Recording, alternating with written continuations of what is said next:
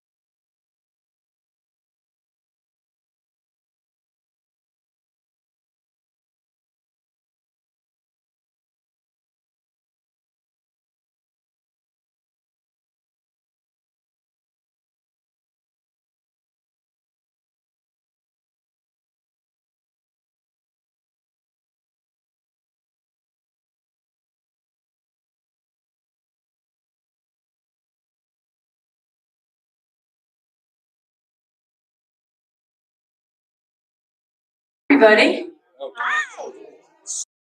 Great to see you. Actually, I can't see you because the lights are so bright. I don't know if everybody had a chance to go to Lukey Brewery for our fundraiser. Kathleen and our communications team for setting that up. After the meeting tonight, we are all going over to Lukey Brewery to have a beer or whatever your heart desires. And 20% of the proceeds are being donated to McIntyre Neighbors United. So hope to see you there. We can follow up on our conversation. My name is Ann LaFoon. I'm part of the steering committee for McIntyre Neighbors United. We're an all-volunteer organization. And tonight is an interesting night. The first permit for the canal has been approved. Now, this at first is a little disappointing, but I gotta tell you, I'm excited. What we've been preparing for over 2 years has finally begun. The real fight begins now. So I'm so glad to see you tonight because this is the time for the public to become involved. Before we go any further, I want to thank Storyline Church for again being so gracious to allow us to meet as neighbors to discuss compatible development, to discuss how to protect our children. The theme for tonight is trucks and kids don't mix. So I'd like for you to please think about traffic, your own stories that you may have about our roadways and the threats that such an incompatible development may pose for our children and our public health in general. We'd like you to come up, make a statement. We are live streaming and recording tonight. It's very important for us to get on the record what your concerns are and that this is a community concern. And speaking of live streaming, thank you, Mike Schweitzer, for bringing his camera, his setup. President Propeller. He has devoted hours to making sure this works. He came yesterday, spent a ton of time making sure the cameras will work. So let's take advantage of Mike's generosity and please come up and share your thoughts. This is your chance to provide a message to the county, to the state, and to the developer. Without further ado, let's go ahead and get started. We'd like to, we've been working on this for since 2022. And there have been tens of thousands of volunteer hours, all unpaid, by people in the community to do all the technical research and public outreach. And I'd like to introduce Julie Glassmeyer. You may be familiar with Julie's name if you're getting emails from NNU. She's taken on a big job that Pat pioneered for us and worked for a year and a half managing our emails and managing our communication. Julie we're so grateful to have Julie take on this role, managing communication and working with the communication team to get the word out about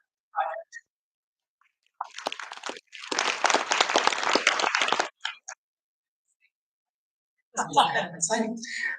Well, as Ann said, we've been working at this for a very long time. We've spent a ton of volunteers, and I'd really like for any of you guys to volunteer anyway.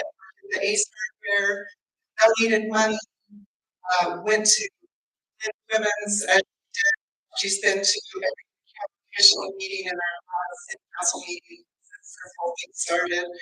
Any of you that have volunteered, I'd like you to stand up. Money, schleps around. Guys, and for the rest of you that haven't, we have people who have made this a full-time job. And other people that just, if we need flyers delivered, take 2 hours out of their day. So if there's anything that you can do to help us, now is when we need your help. Nothing is too small or too big. Our needs currently are we need people to do public protests. I don't know if any of you drove by 16 McIntyre on Saturday. We had 5 people out there freezing cold, protesting. Honks from our neighborhood, so that helps warm us up a lot. We're going to organize some more of those, so we need people to help us out with that, even if it's once a month or something. There's also a huge meeting, a Board of Adjustments meeting on March 5th, and we can need as many people as we can to come to that meeting. There's power in numbers, and West Arvada is a powerful community. We need to show up. We'll get you details on that meeting. I don't know if it's in the slides. We'll get you details on the time and place of that. We also need people to do PR, media, and to help us with the traffic studies. So if those are any things that you think tonight that you could help us with your sign up sheets out front. And we welcome all of you to join us in this fight because everybody gets involved.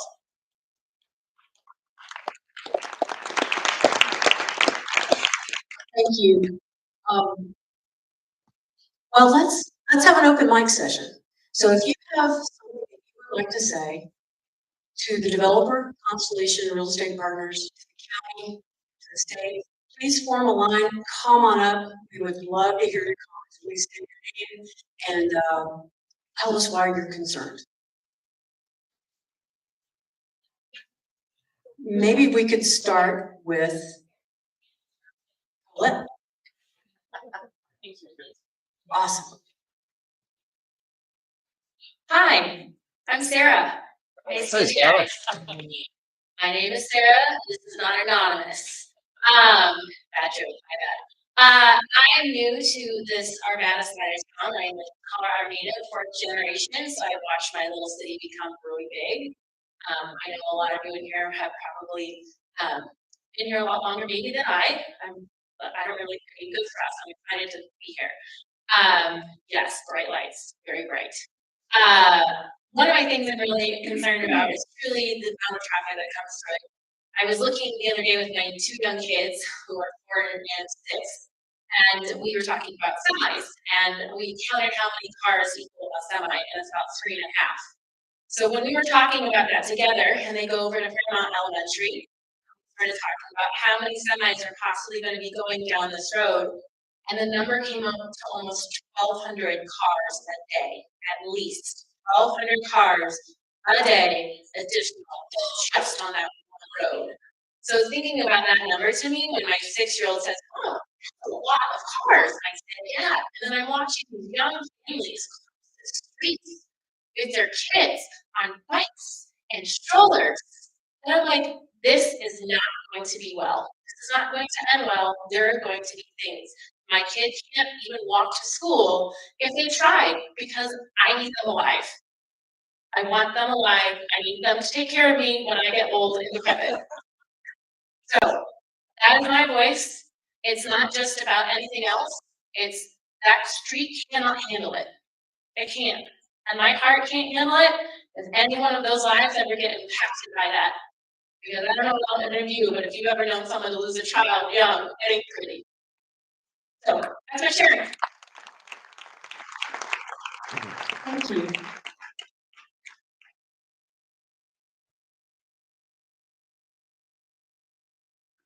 Hi, I'm Bob Averill and been a resident of Colorado in this area since 1970 or 1982. I had horse property over off Beasley, and when I got too old for horses, I moved over by the golf course. So I'm kind of familiar with the traffic evolution along here, and I don't think it's compatible in any way with the area. Talked about the kids, and there's still a few people that try to ride horses. But this area has gone from a few cows or a lot of cows to what we have now. And I'm not sure that there's ever been any thought to what capacity of the land is.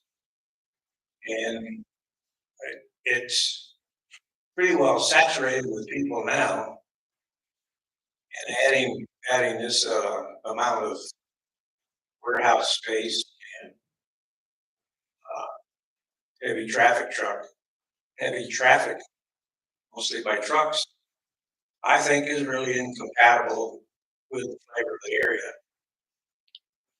I've told some commissioner at one of these meetings that if you want to have warehouse space, put it up on 93, where you have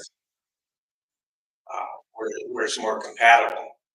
This is it's gone from a rural area to rural residential. I hate to see it turn into a warehouse area.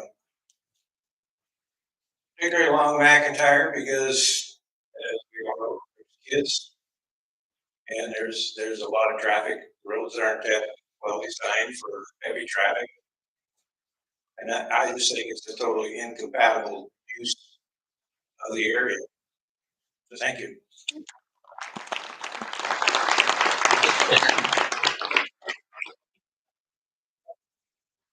Could we have?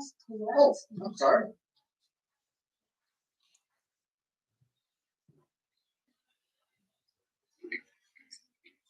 Hi, good evening. My name is Betsy Stanley. This is Colette Steffen, my daughter. We're standing here today because, very, very practically, right the week before Thanksgiving, our nanny and Colette were pedestrianing across the street, across McIntyre, in a crosswalk, and they were hit by a car. We are incredibly blessed. We are so lucky and grateful that no one died because of it.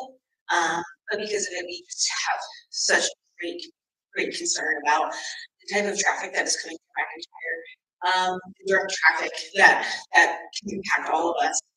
And while yes, congestion is inconvenient, importantly, it's the safety of our community. And we live in such a lovely area. I mean, this space, this community, this is walkable from our home.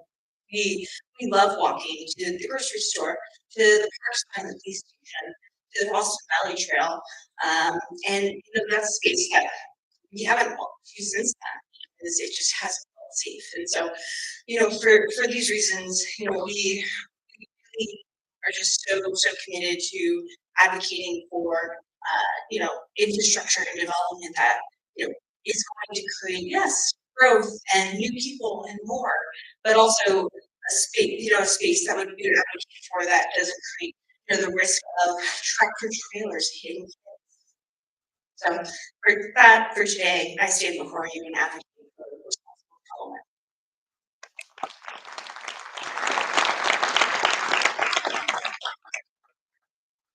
And is there anybody from Ryan's Ranch here tonight? Some of those folks might come down and tell us about their experiences. Hey, good evening. I'm Tony Brolick, and I don't live very close. I'm about 2 miles away from this site. I still have traffic concerns, and one of the things that really bothers me about this whole thing, we always talk about McIntyre. If you talk to the people at the county, there are no restrictions for these trucks to drive down 60th, cross easily, go down 58 to take a shortcut to 93 at 3 in the morning. There aren't any restrictions on the amount of traffic anywhere. So it's not just McIntyre that's going to get impacted. It's all the neighborhoods around it that trucks decide to use because there are no lights. Nice and simple. The next thing I worry about is the impact on all the immediate neighbors. When you start tearing up all this dirt, all these materials that are there, and a lot that's probably radioactive from past use, it's going to be going into their homes. Then you're going to have this monstrosity and this truck noise 24/7. That's a possibility. The developer has never said they're not going to do 24/7. So it's a realistic possibility. The diminishment of the value of their homes is going to be stagnant. Just think about it. Would you buy a place looking at a warehouse with semis going 24 hours a day? No. So the impact on a lot of people is going to be really catastrophic. We have to stop this. Got to make the county stand by procedures and law and not say, well, we feel sorry for this developer because, they're trying hard and shouldn't be too bad. That's not the way it works. We have to hold our elected officials to the rules. Thank you.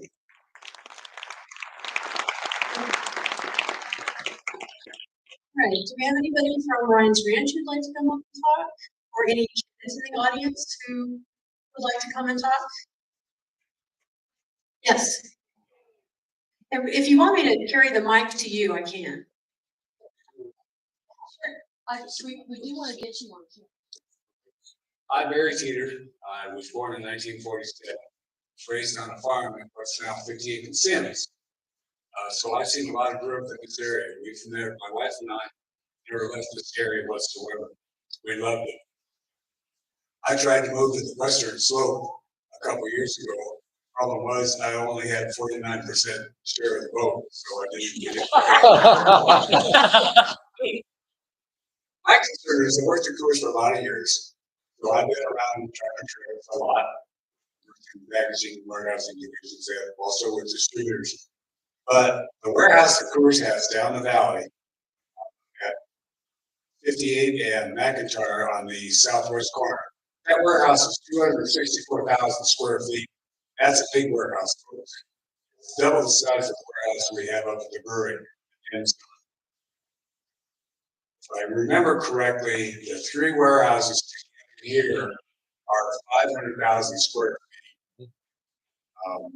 You can imagine if they fill those warehouses, there's going to be excessive amount of traffic on McIntyre. Not only is in our neighborhood, we have lots of small children. There's going to be emissions. There's going to be noise. The soil is going to be disturbed a lot. And I'm a local, so it won't bother me that much. But the young children growing up, I would be hugely concerned about this situation. So, you know, there's the environmental impact, there's the financial impact to properties around the proposed warehouse. I don't see the reasonableness of it, especially when you go out on Rocky Flats and buy some ground out there. You know, we don't have enough open space in this county, especially in the city, with all the, I call it silo homes that are adjacent to one another, stories. The concentration of population is a problem, and it's going to grow into a bigger problem the more we have this.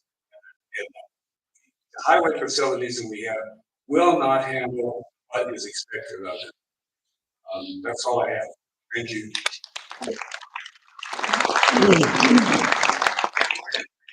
We have time for one more. Fantastic.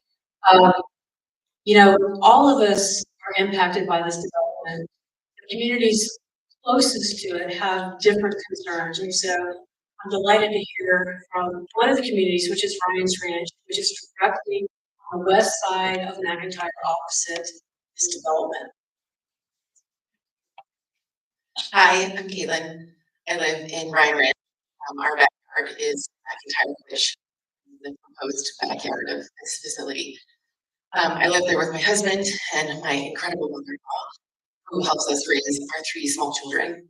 They're about to turn 3, 5, and I have already cried in Board of Commissioners, so I might do that here with you too. We're focusing on kids and how they don't mix with drugs. I said the same quote to the commissioners ago from Nelson Mandela. There can be no keener revelation of a society's soul than the way in which it treats children. My kids were hanging out at the bus stop with their friends. We are grateful to have lots of small children. They were hanging out after they got home from school and hanging out right on the corner, walking up the street together. And a semi truck who was supposed to be delivering to Coors but had made a wrong turn, that happens a lot, literally started turning around and it's like right there on my kids. And I know that sounds really dramatic. We were there, we were like, you know, moving with the truck and like helping the kids understand what was going on, but what the hell? Like, why is that something? Why is that a concern? Why is that something I have to worry about as a parent in my neighborhood?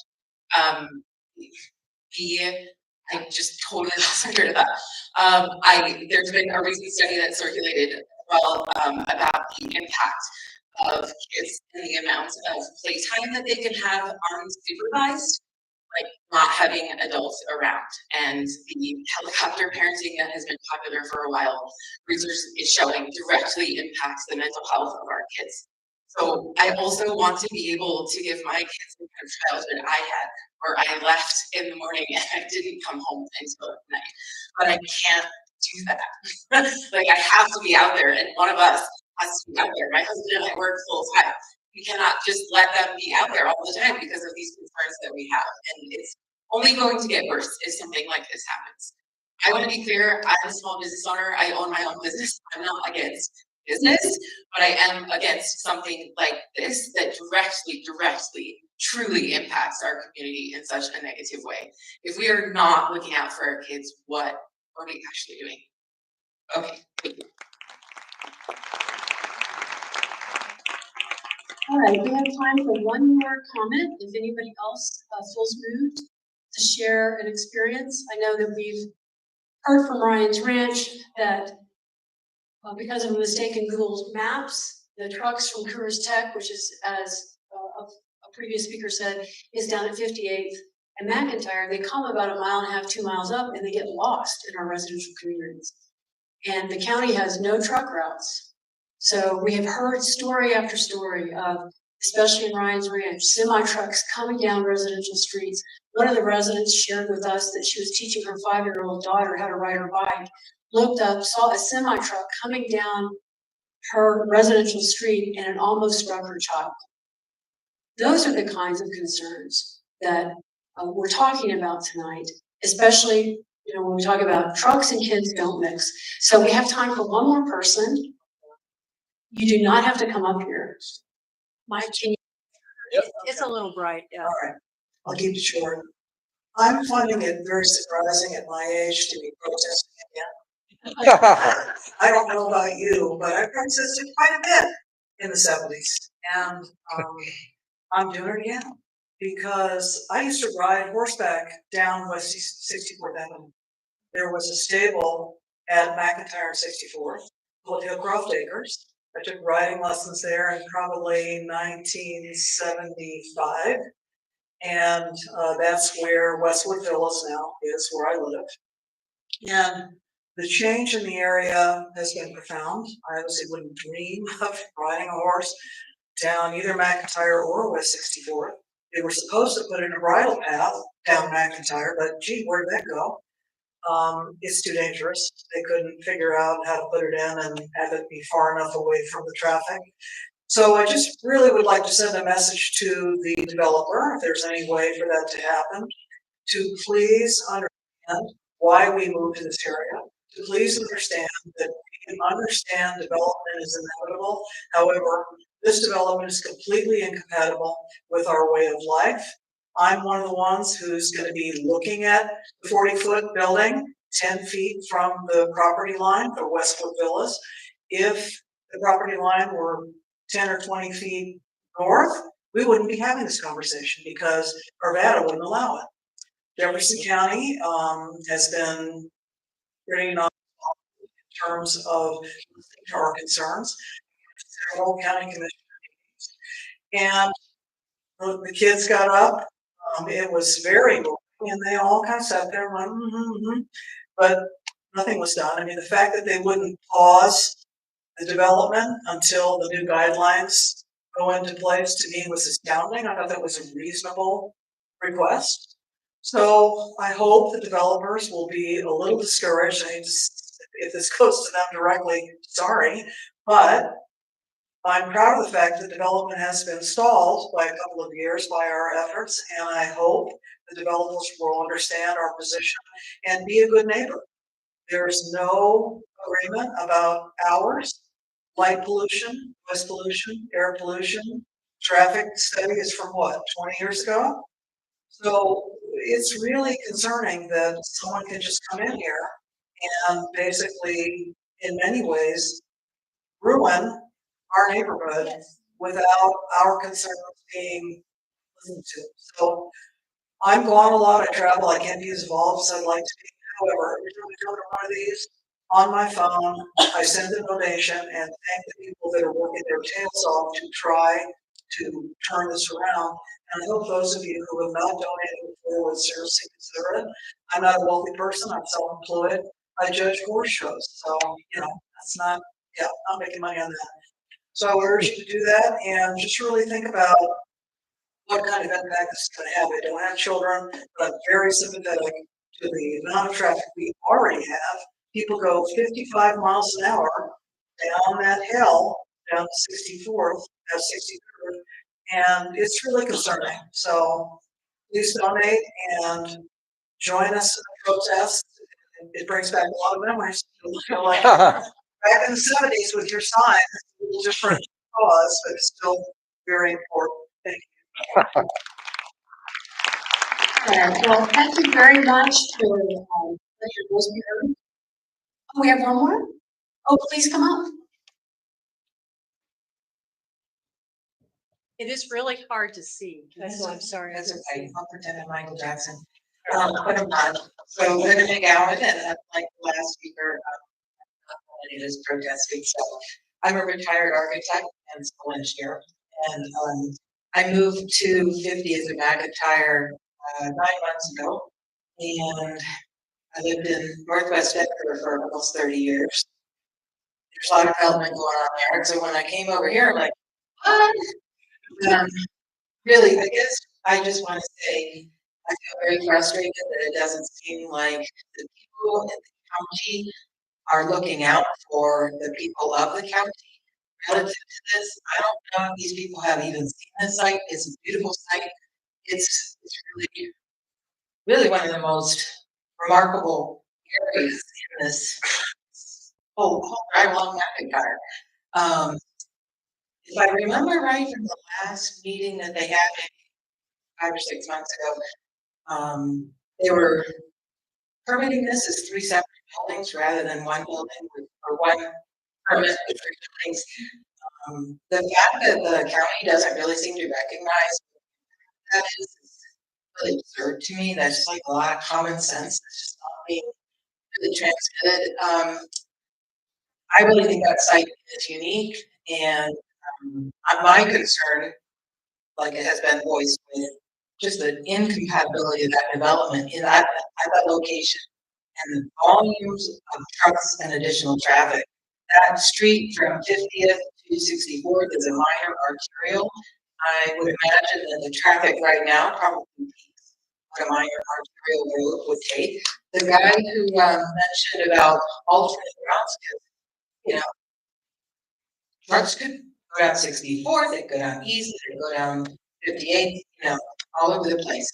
If the county commission or whoever would approve this or at whatever level would look at the tech center that's over there at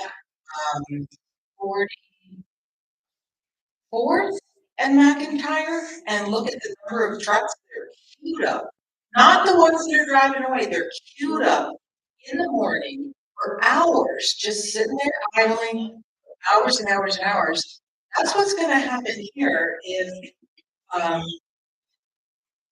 this development moves forward the way it really sounds like it.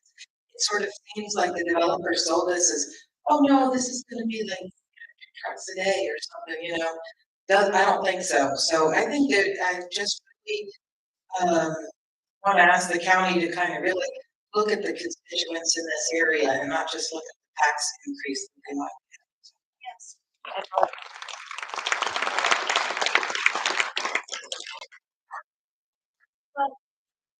Thank you. Thank you so much for letting your voice be heard and sharing those thoughts. Everybody's pretty much on point. I mean, this is a really educated community. We really appreciate that you paid attention and you're focused on these key issues.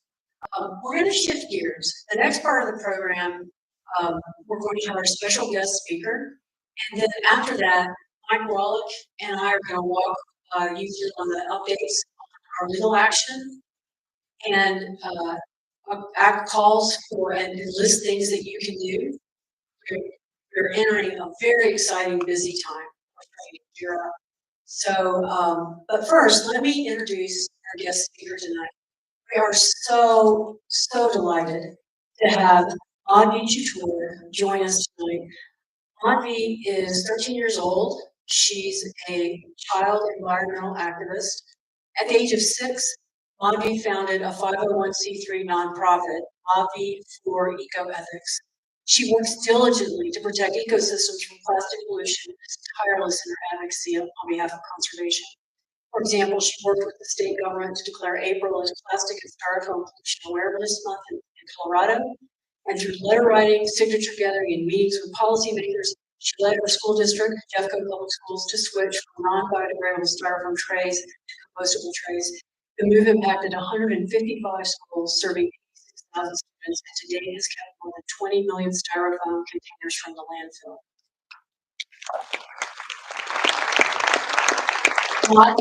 Robbie is home run. She lives in the Westwoods community. She has also worked on air pollution issues. She has developed a petition that we've posted on our website. We could not be more fortunate to have someone like this show adults the way to behave. So without further ado, I'd like to invite Monty to come up and give us a talk.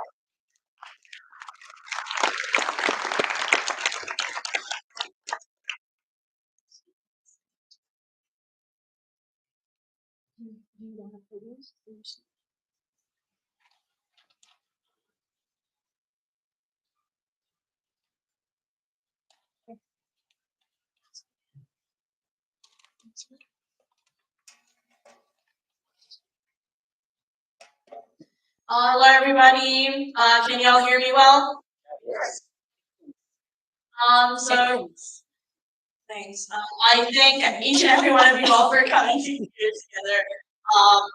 So how about I start with the joke, everyone? So what can rev up an entire neighborhood? Anybody know? I mean, yeah, kids is a good answer. But it's a truck's engine, because that's why we're all here, right?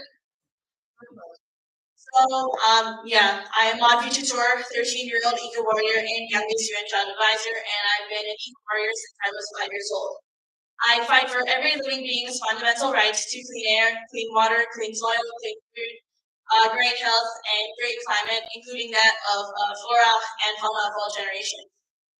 So please visit my website, www.madhi4ee.com for all my accomplishments and work.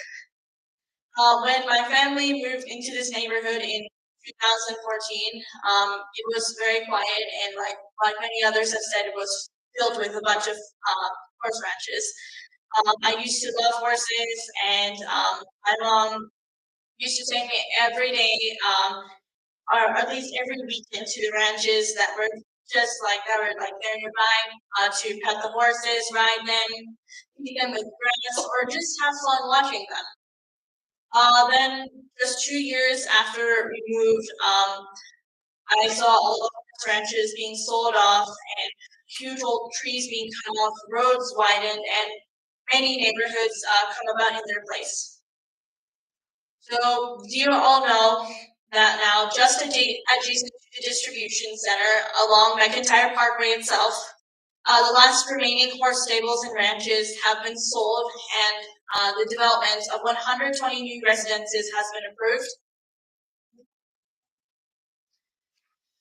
In 2021, we successfully fought and stopped a huge warehouse proposed near Ralston Creek Trail in Indiana Street. But now, I never imagined a gigantic distribution center in our residential area.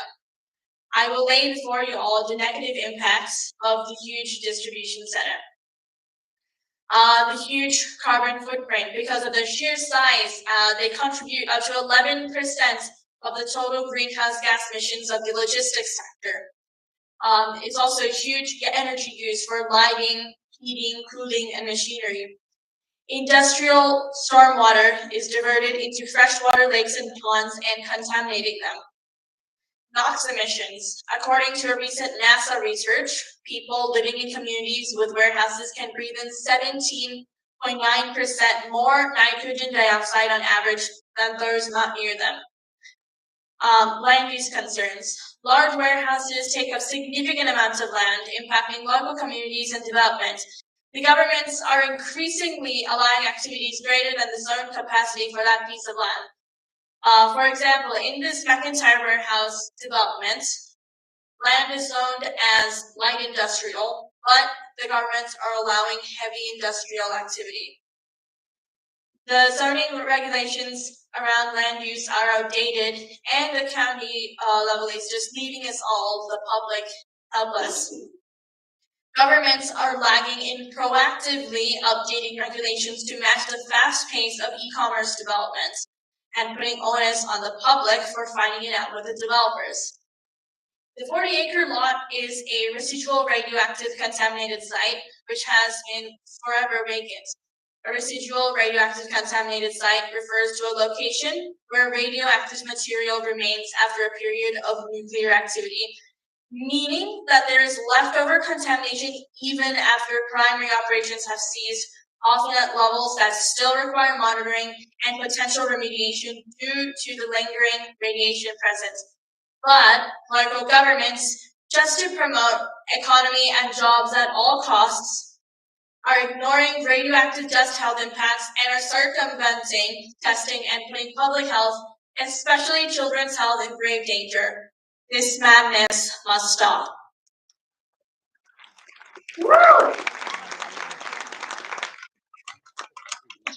Huge warehouses are constructed in close proximities to school, putting young children pre-K to 8th grade in grave danger. In our McIntyre neighborhood, Fairmount Elementary will be around 1 mile away, and there's a bus stop that's less than 500 meters from the warehouse. Transportation equipment. All of you may say that it's the age of electric vehicles and so there's no air pollution. But what about the gas-powered forklifts and other transportation equipment that will contribute to air pollution? The transportation impact. Warehouse and distribution centers are synonymous with trucks, and because there's no other way to transport goods. Increased reliance on trucks for delivery contributes to traffic congestion and higher carbon emissions, also compromising the safety of children. Just imagine children, when they come out to play during recess, will just be exposed to more NOx emissions, particulate matter, and above all, radioactive dust. The 40-acre site is a fill-in site surrounded by residences and schools, and we have 10 public schools and 10 plus private schools and daycare centers. Wildlife around a lake or freshwater body ecosystem is like the winter foraging habitat for eagles near the Hyatt Lake is greatly impacted. I want us all to unite and do what it takes to stop this development. It is not just about saving ecosystems, frogs, deer, or trees. It is about care and love for my fellow human beings in this community and beyond, and their health. Because without health, everything is lost. Everyone knows about the adage, health is wealth. This is about social justice, economic justice, health justice, and intergenerational justice. Children will be disproportionately impacted by poor brain development, poor immune system, poor neurological development, poor mental health, etc. The same applies for senior citizens as well, and they too will be disproportionately impacted. I have started a petition that has been posted in the McIntyre United Neighborhoods website too. So please sign my petition, and I've also initiated many meetings with many legislators like Attorney General Phil Weiser and many state senators. We are all connected to pollution. We are all connected, and pollution has no borders. What pollutions are in diesel exhaust? Particulate matter, also known as soot. Particulate matter is a fine particle that diesel exhaust releases directly into the air. Oxides of nitrogen, or NOx. It's a gaseous pollutant that can react with other substances in the atmosphere to form ozone and other particulate matters. Hydrocarbons. It's a gaseous pollutant in diesel exhaust, along with carbon monoxide and volatile organic compounds, or VOCs.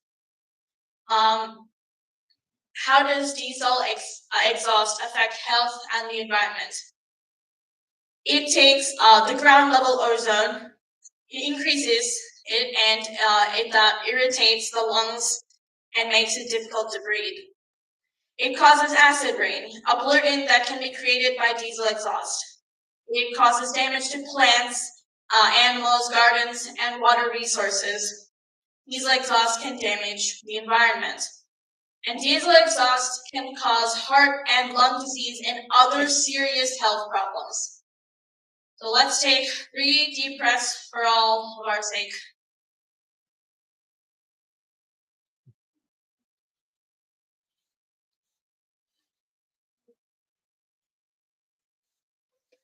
So everybody, repeat after me. Stop McIntyre Neighborhood Distribution Center.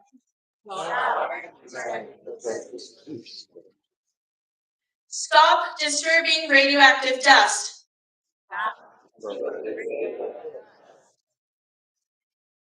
We will fight for clean air. We will fight for clean water. We will fight for clean soil. We will fight for our great health and thriving climate. Let's protect our kids. Thank you so much. And I want the developers to completely stop this development. Thank you.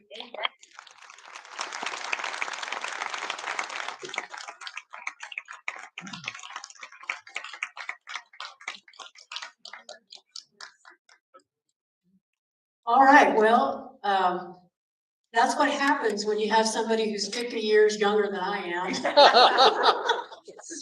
up. So, thank you so much, Monty, and thank you so much, Lolita, for supporting Mavi in her activism. So Mavi is the beginning of our public protest. We have plans to mobilize the community, and now's the time because as you can see, trucks and kids don't mix. The first permit, which is to move the Farmers Highline Canal, has been approved. As we look at the traffic impacts of this particular development, let me go to the next slide, where the little truck is in the middle, that's the proposed development at 5950 McIntyre on the banks of our drinking water canals in Hot Lake.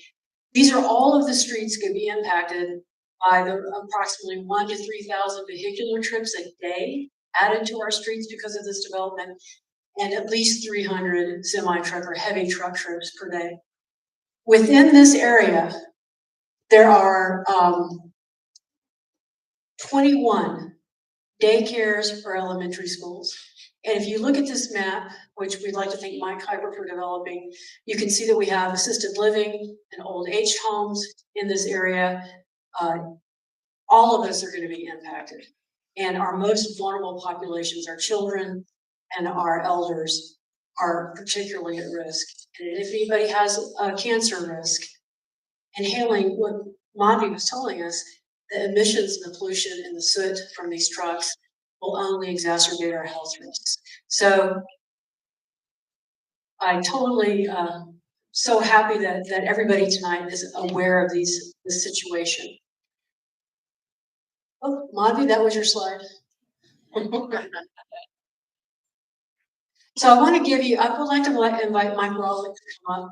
Mike and I are going to give you an update now of what's going on. So some folks in the audience, there are a lot of you who stood up and said, you know, I have participated in some way, given your time or your money, writing letters. We so appreciate you.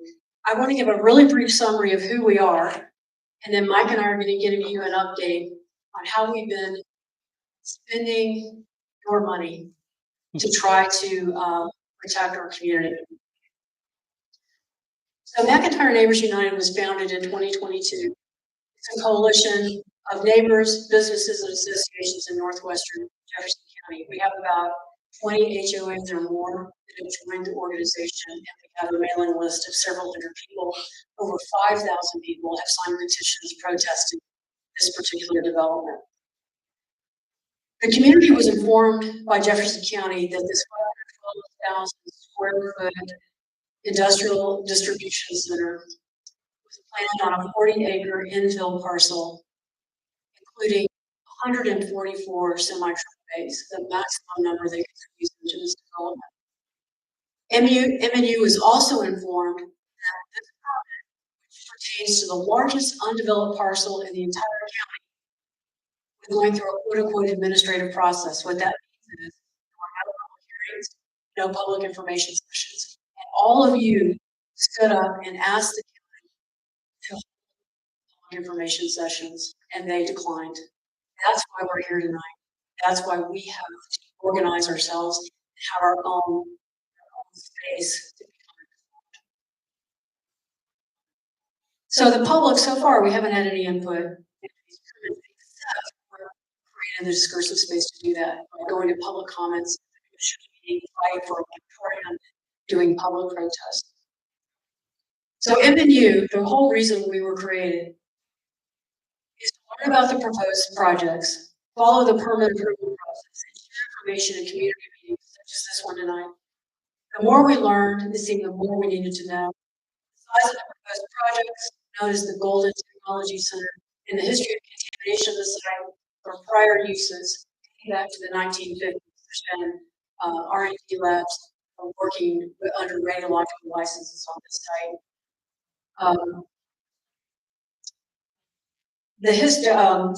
It seemed that we needed to know. So we've learned about the history of contamination.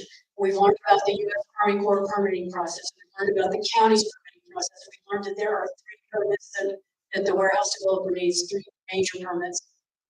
The first one was the U.S. Army Corps, which thanks to this community, we convinced the county was necessary. The second one is the canal relocation permit, because they need to move the historic canal to the east to make room for these massive structures. And the third permit, which is still being adjudicated or processed, is the site development permit for the warehouse itself. So here's the big news. The U.S. Army Corps approved the canal permit. They approved the disturbance of soil on this site. As soon as the Army Corps approved the permit, Jefferson County, which controls this area, approved what they're called a land disturbance or grading permit to move massive amounts of soil, use the soil on site to build up a new drinking water canal channel. No environmental testing, additional environmental testing will be required before they use this soil, which has the potential to still have residual contamination, hazardous elements, to build a drinking water canal. We are concerned. So on December 9th, the county approved this grading permit, and on December 20th, thanks to you and all of your donations of time and money, on December 20th, we filed an appeal. So Mike Rawlick is going to take us through, in a minute, he's going to take us through what the appeal process is so you can understand what's happening next. But I just wanted to share, before we do that, I just wanted to share a fact with you. The who and when slide.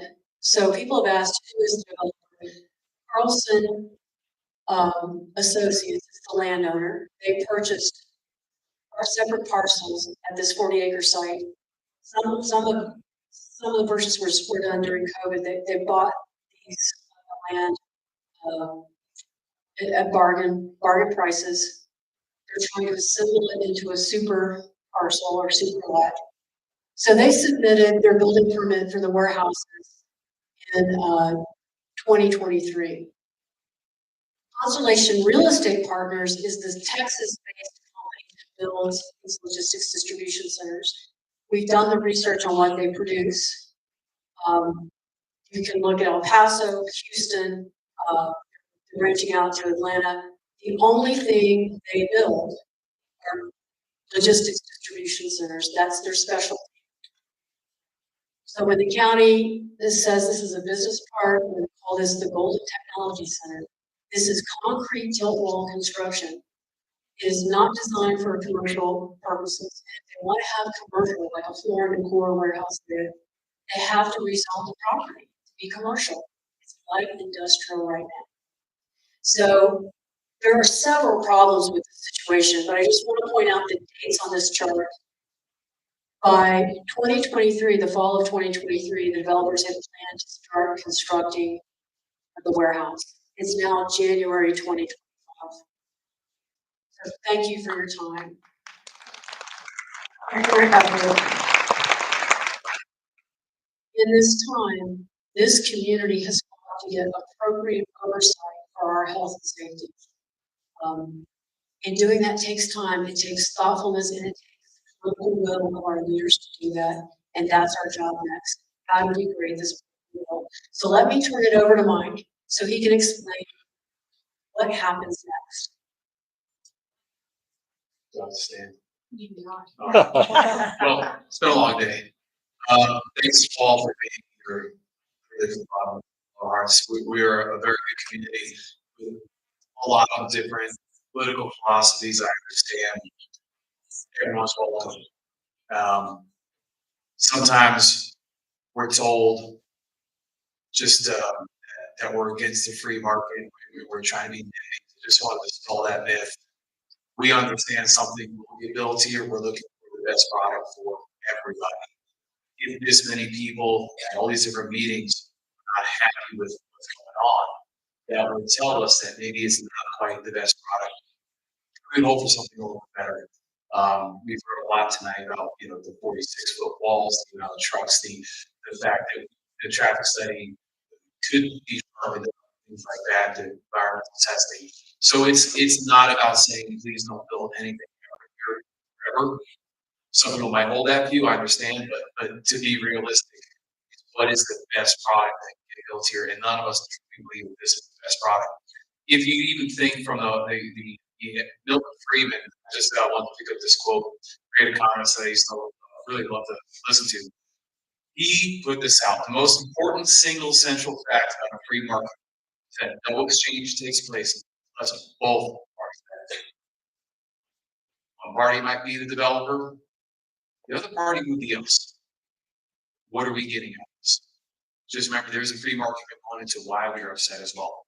So that takes me to where we are next. As Ann said, we saw a grading permit get approved. It was contingent upon the U.S. Army Corps of Engineers looking at moving the canal, the Farmers Island Canal, because it happens to be waters of the U.S. It got approved, and so the grading permit is also therefore approved.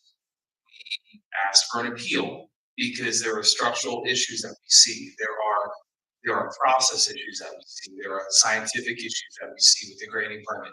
This has nothing to do with the site development plan. That is a separate process. The grading permit really just deals with what they're going to be doing through the land, to the land to actually be able to move the part of the issue is the detention pond. The detention pond, the borrow pit, where they used to store water for AMAX and CSFR and things like that. They only dug down to about a foot after they cleaned it up.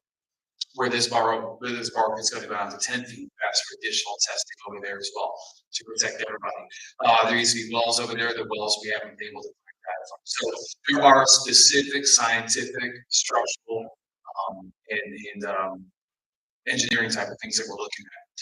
So we did the appeal. The Board of Adjustments is a quasi judicial body. It's appointed. They're a volunteer board.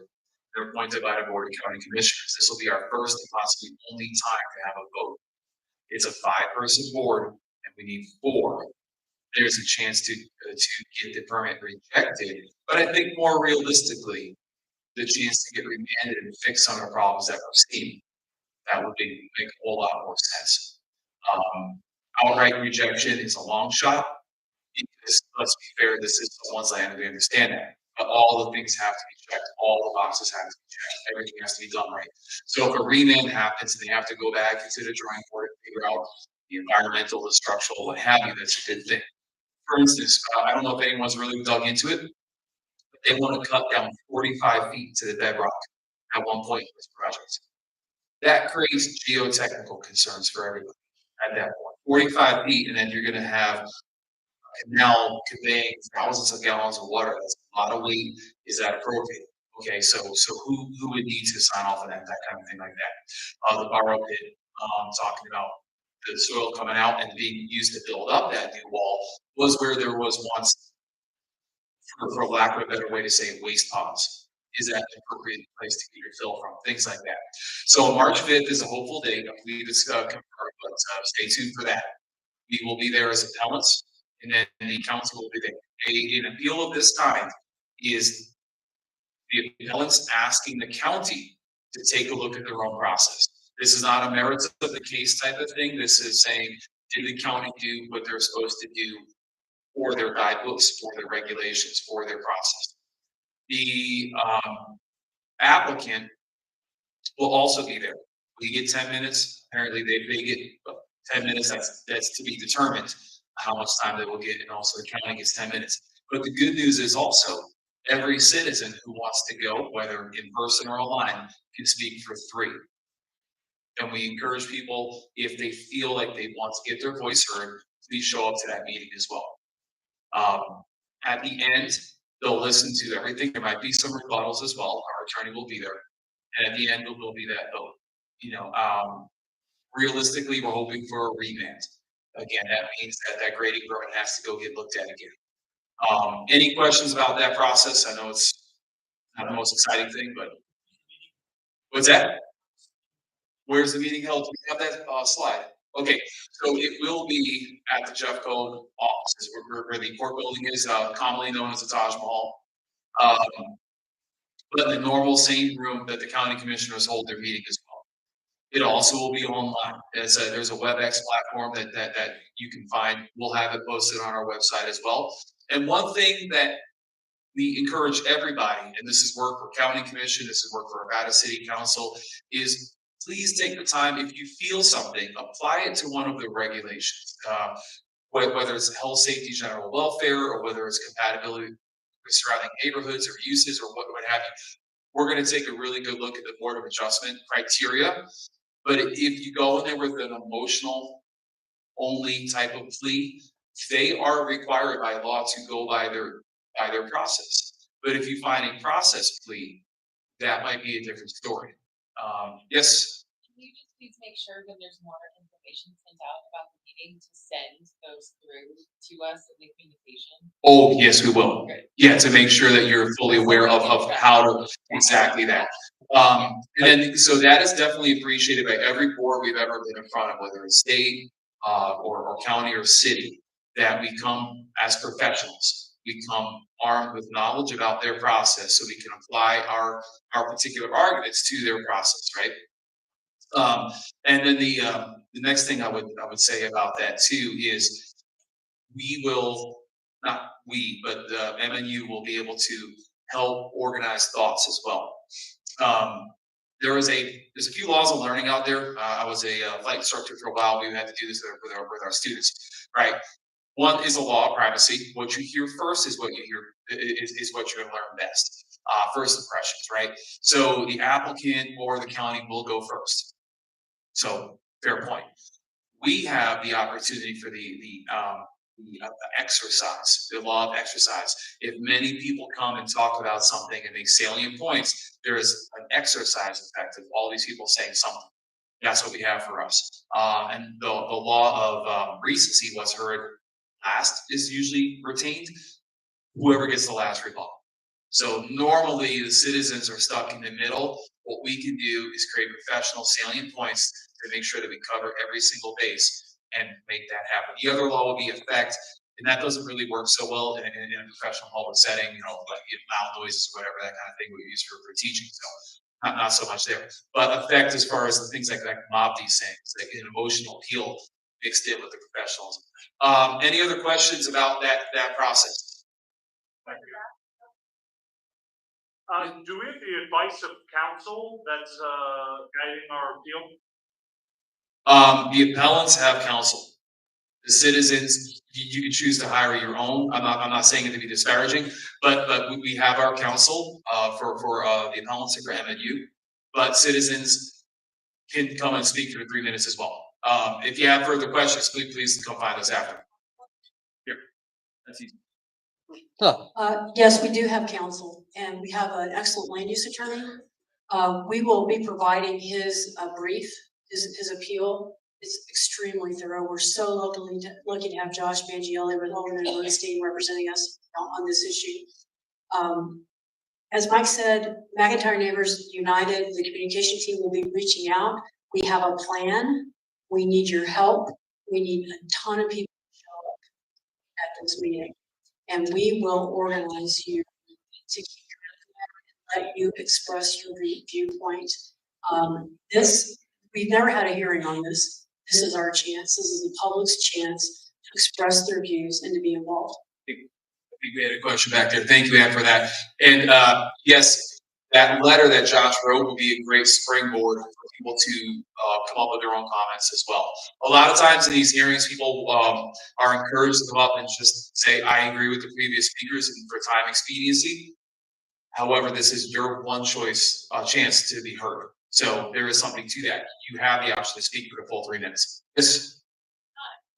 About the non-emotional conversation regarding on the fit, is there a way you can post up on the NFU website, including the mix or specifically in terms of what you guys are looking for, so that when those folks are showing up, they have preparedness, especially for people who are watching? Oh, absolutely. Like Ann just said, we are going to have the attorney's letter on there. It's about several pages long. There are other points as well. And if anything comes up where you want to communicate and work on what you're thinking of saying, we'll be here for you. Absolutely. Mike, Yeah. can you repeat the questions as people are asking them? So we can hear them? And Julie has the microphone. Okay. All right, Maybe cool. we can Thanks. just repeat the question that way. It might be a little easier. Here, I'll come on down. Hold on a second. Yeah, it'll make it easier this way. Oh, okay. Yeah. I was saying, can we please make sure we provide the information that is required or being asked in terms of specificity of things to consider that are non-emotional so that we can come prepared with a good 3-minute dialogue versus an emotional kind of rant sort of situation to be effective. Absolutely, we can do that. Once again, we take this very seriously. We take this very professionally. We want to make sure that we're respecting rights of all, including the landowner, land users, what have you. But we definitely have our concerns, so we will help you out with that. And yes, please. Any other questions? Yeah. Where's that next one? Anybody? Is that about it? Okay.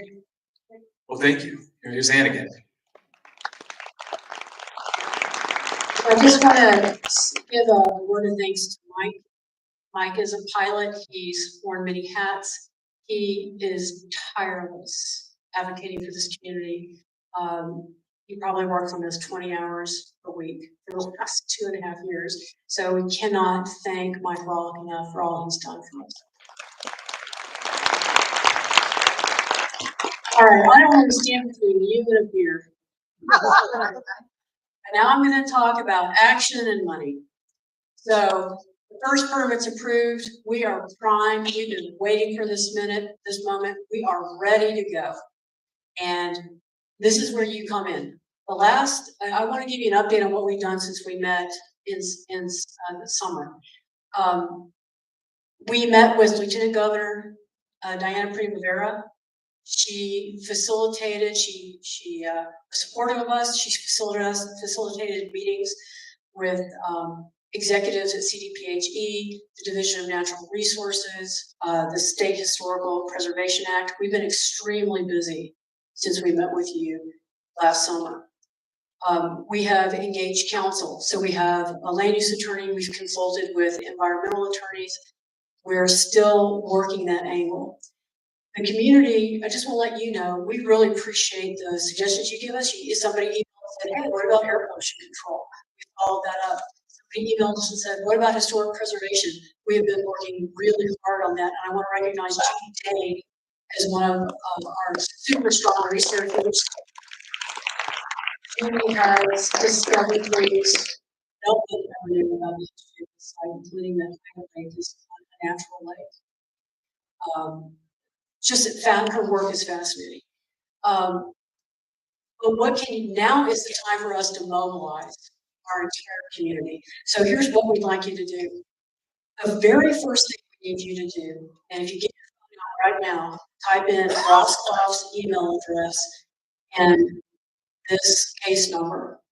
It's really important that the community writes letters to the county expressing their views on the logistics distribution center. Yeah, you can take a picture of it. Actually, somebody's doing that right now. We have 100, Julie Hogan, I think we have 167 letters on file opposing the center, maybe 6 letters in favor of it. Is that right? Site development. Site development plan. They're shy of letters under the grading permit. We are shy of letters under the grading permit. We still have time to get this in, so we need to have hundreds of letters in there expressing the views you just heard tonight about why this is incompatible, why we're concerned about this project, why we don't want the canal moved, because it will allow this other project to move forward. So that's action number 1. And please CC the developer at their email address that's listed. We will promote, we have some templates on our website, but we'll work with Carmen Day, who I want to thank her. She's a retired software engineer. Our website, she's brilliant. So grateful to President Joe, who volunteered Carmen, which wasn't to take on that role for 2.5 years. That's what happened. Action number 2. Oh dear, go back. Action number 2, similar request to number 1. Send in letters about the site plan. There's a different project manager. It's Chris O'Keefe is the zoning. Nick Nelson is the project manager for the site development plan for the entire warehouse. That's still being adjudicated. When and if that's approved, if there are grounds, we will that. Yes. Do I need to get out of the way? Yeah. I do take instruction. I'm coachable. All right, action number 3. This is what Mike was talking about. The McIntyre Neighbors United organization is going to organize. We have a plan. We have a communication team with Carmen and Betsy, Kathleen, Julie Glassmeyer, Lynn Clemens. We've got a plan. We're going to invite you to come to these working group meetings. We're going to get ourselves organized. And it's March 5th is going to be our day. It will be our day to tell the county what we think. So hang on, save that date. We also need to start protesting. We need to be out there and be visible. The trees are starting to be cut. There's work starting to be done on that site. So if you can participate in public protest, they're super fun actually on Saturday. People had streamers, awesome signs. It was a party. So please think about that. Dolly was there leading the parade. It looks like the developer or somebody has shut It looks like the developer has put barricades across the sidewalks closed now. I don't know if they can even do that. Yeah, I'm not sure. They just decided that the sidewalk is closed. Our protest worked. Wait. We're getting a reaction. The area of the sidewalk is also an Excel project going on. Are you sure it's not that? Right where we were at. Well, fair enough. We'll figure it out. Don't worry. We're in. Remember when we started this, we didn't know what places we had. We didn't know if we were going to get community support. And now we have attorneys, we have a plan, we're taking legal action, we're organized. We've come a long way, baby, in 2 years. I'm super proud. All right, I am delighted to announce that in my pocket, I have 2 checks already. Let me read you now. $1,000.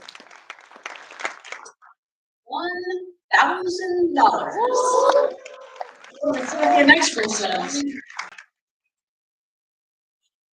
$1,000. So Our community has raised $70,000 without hardly trying. But now is, I know, the volunteers, the unpaid volunteers doing the technical research, we'll work like dogs for you. But as long as the community wants us to, as long as you support us. So we need your time, we need you out there protesting, we need you to respond when we ask you to go to community meetings, county meetings and town halls, or city meetings, that kind of thing. And it's gonna be your job if you just agree to take that responsibility on. That's what we need. We also need funds to pay for our attorneys.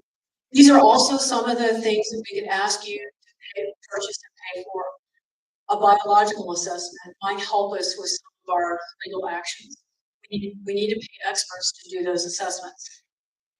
Wildlife experts, this is something you can donate your money for. And of course, our legal experts, the legal team is the most important. So, did I forget anything? Mary? So before we go have a beer, I'm gonna ask, she doesn't know this is gonna happen. We are so lucky to have this woman living in our community. Lynn Clemens has been president of Westwood Villas. She served as HOA president. She has tirelessly advocated for her community and for all of us. She has attended every county commissioner meeting and the work group on Tuesday mornings. She's an avid mahjong player. She's an excellent bowler. And I tell you what, she is a force of nature, this woman. So, if you can come up with her company.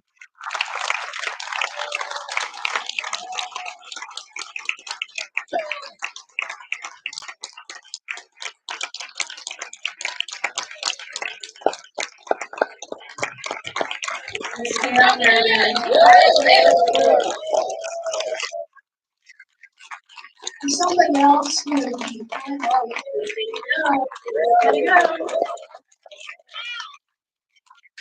there's somebody else who is very quiet, very behind the scenes, but who has donated about 20 hours a week for the last 2 years, working on finding attorneys, scouring regulations, basically becoming an environmental attorney. I think she could pass the bar.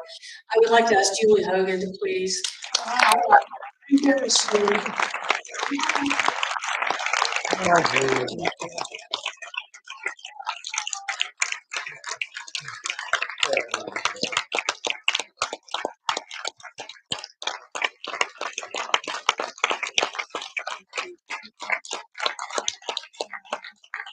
And I'd also like to ask Judy Day to please come up. Judy is a geologist. She is the delegate advocate here that I would ask. I think she outshines my father. In terms of diversity, Judy. Thank you so much. We have one more comment, and then let's adjourn to Lukey. Let's drink it up and have fun. Yeah, real quick too, I just want to recognize Mary Alstrom. And Rich Bowling, who's done a lot of work with these traffic studies as well. Who else do we have here?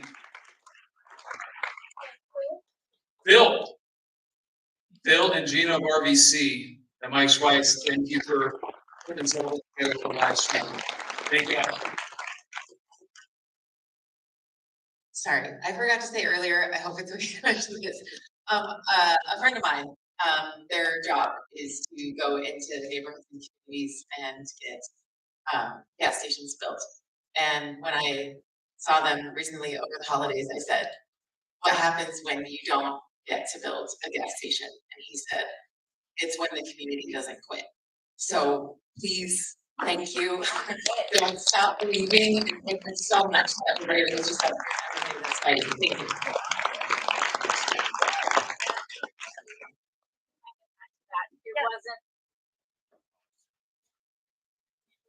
Can you pass that back to her, please?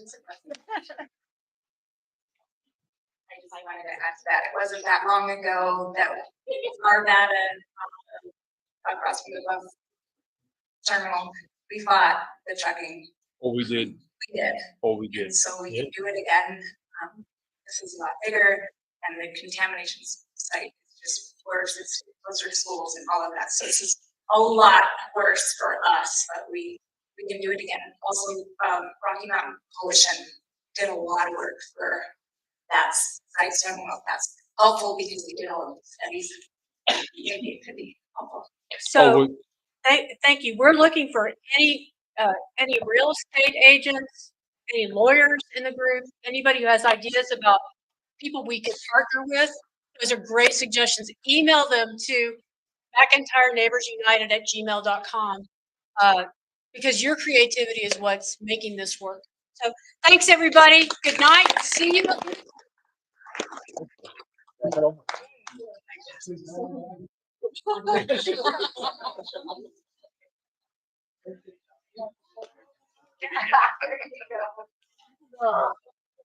Sounds good. That's right. Can we help you break down? I don't know what we're gonna do. Good job.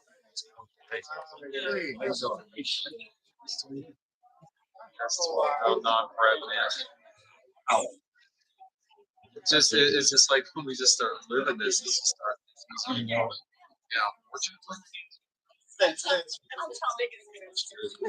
Thanks.